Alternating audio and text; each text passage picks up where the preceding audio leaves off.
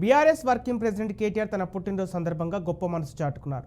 Hyderabad state home విద్యార్థుల సమక్షంలో కేటీఆర్ తన బర్త్డే వేడుకలు జరుపుకున్నారు. గిఫ్ట్ ఏ స్మైల్ కార్యక్రమంలో స్టేట్ హోంలోని 100 మంది విద్యార్థులకు ల్యాప్టాప్లు అందజేశారు కేటీఆర్. దీంతో విద్యార్థులంతా సంతోషం వ్యక్తం చేశారు. అలాగే ఆత్మహత్య చేసుకున్న 13 మంది నేత కార్మికుల కుటుంబాలను కూడా కేటీఆర్ ఆర్థిక సాయం అందజేశారు.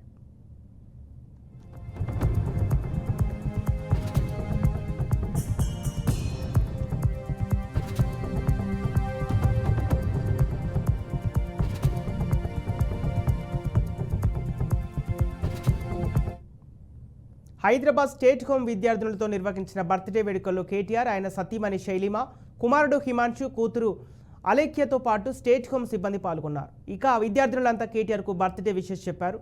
ల్యాప్టాప్లు అందించినందుకు కేటీఆర్ వారు ప్రత్యేక కృతజ్ఞతలు తెలిపారు.